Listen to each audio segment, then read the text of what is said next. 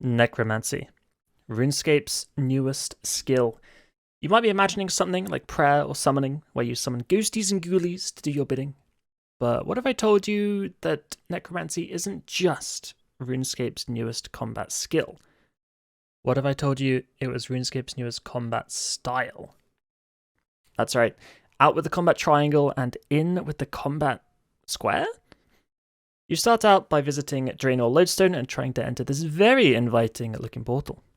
Something a little weird happens, and then after that, Death notices that something is off about you. You're surrounded by necromantic energy, and something is very, very wrong. You travel to the underworld with Death and come face to face with the main villain in the Necromancy story, the first Necromancer. Not much is known about him right now, other than that he was the first Necromancer to ever exist.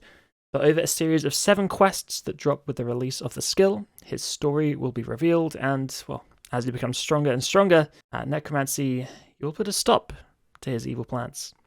By force. Literally. Because he's a boss. A Necromancy boss. A repeatable Necromancy boss with loot. And that's freaking awesome! Necromancy has boss fights involved with the trading of it. Oh my god, I'm so excited.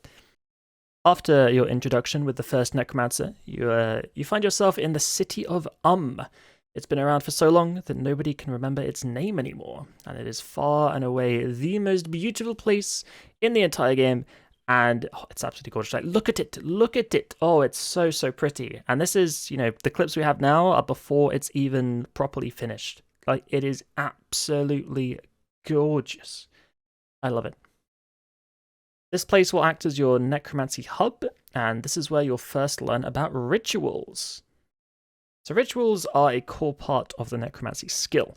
They are used to modify materials, some pre-existing, some new, that you can use with the skill. Examples include essence for several new runes introduced with necromancy, and various materials that are used to upgrade your necromancy gear to higher tiers. In order to start a ritual, you must select it from the centerpiece and then place down the required glyphs and candles, then stand on the ritual spot and start the ritual. You then have 2 options. You can opt to go for the full AFK strategy until the ritual is done, or you can keep an eye out for small events that can happen during the ritual and interact with them to gain extra experience. Doing these rituals grants you various resources and souls, which, combined with engaging in necromancy combat, you can unlock various perks in the talent tree. These perks buff your abilities in a variety of ways, and yes, don't worry, you can unlock all of them. Necromancy combat is different to other combat styles. They want this combat style to be incredibly approachable for new players, and they are careful not to overload you with information. You're first greeted with an auto attack that is also an ability at the same time. Sounds a little odd, but it makes sense, do not worry. This is an automatic attack that goes off, and it's one of the foundations of necromancy. It's stronger than auto attacks that we're used to, and its design is basically, if you do nothing, then it will be good, but actively pressing abilities will always be better. So these attacks grant you adrenaline as if they were like a basic ability, but they also just happen just by left-clicking on your target monster.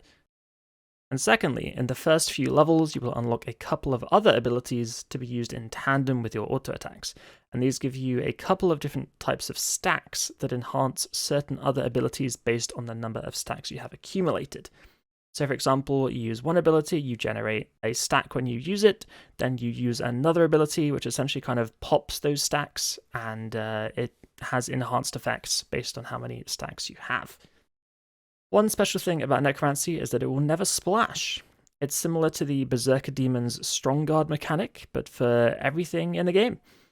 This is where the higher your accuracy is, the higher hit potential you have. I think we can all agree this will make Necromancy so much smoother to use in combat training. Especially because, if you really want to push the extra mile and do some higher tier bosses with lower tier gear, you can. It'll be slow, but without the splashing, I think that would be great fun to just give it a go, try and push yourself to the limit. Perhaps one day this removal of splashing will be applied to every combat style. A massive part of Necromancy combat are Conjures. These are spooky friends that will fight alongside you and be a large percentage of your overall damage. They have limited durations and varying powerful effects that can be beneficial to you and your other conjures, so you may want to think carefully about what might be the best order to summon them in order to maximize their potency and gain the strongest effects for a given situation. There are 3 conjures on launch, with potentially more to follow as Necromancy updates are released over time. We like our spooky friends, and they like us. We work together. So Necromancy is going to be the first combat skill to go all the way up to 120. That's right, no more 99s for combat. This is the first to go to 120, and on launch, the available gear goes up to tier 95. And just like other skills, the higher your Necromancy level, the more damage you deal. Oh, and that includes overloads, of course. Might want to stock up on those elders. There's also the skill pet, which is my new favorite pet in-game already. It is so beautiful, and it's not even completely finished yet. Like, it is just... everything graphical with this update is just so amazing. Like, I'm so excited for it. I will just take a couple of minutes here to talk about the people behind Necromancy and our experience with them on site at Jagex. We started out by having a fascinating presentation by various JMods, including Mod Ryan, Timbo, and Sponge. We were free to ask questions during the presentation, and the answers they gave us great confidence that the skill was going to be fantastic. It's clear as day that every single person working on this skill is incredibly devoted to the project, and they are pouring their hearts and souls into it to make it the best that it can be. During our hands-on playtesting experience, the JMods were attentive to our questions, they were gathering feedback, and also discussing potential solutions to problems that we encountered. Honestly, I wouldn't be surprised if we took part in more discussions about Necromancy than actually playing it. And as someone who's very interested in the combat and bossing side of things, myself, the RS guy, Omid, and mods Ryan and Sponge had a ton of discussions about certain mechanics that we thought needed tweaking a little bit in order to improve the gameplay, and we brainstormed the most ideal solutions to the problems that we encountered. We all thoroughly enjoyed our time there, and we're thrilled to know that the people of Jagex are putting everything into this skill. It's going to be a masterpiece. And I am personally very excited for the release of this skill. The city of is gorgeous, the combat is fun, different, and interesting. And there we have it. This has been but a small look into the general overview of the skill. I will be making more videos in the future to cover slightly more specific aspects of the skill and its combat. Thank you for watching, and don't forget to subscribe so you don't miss out on the next one. Mod Dragon, Mod Black Witch, and the rest of the art team, they're just incredible, aren't they? Like, look at this place. It's amazing.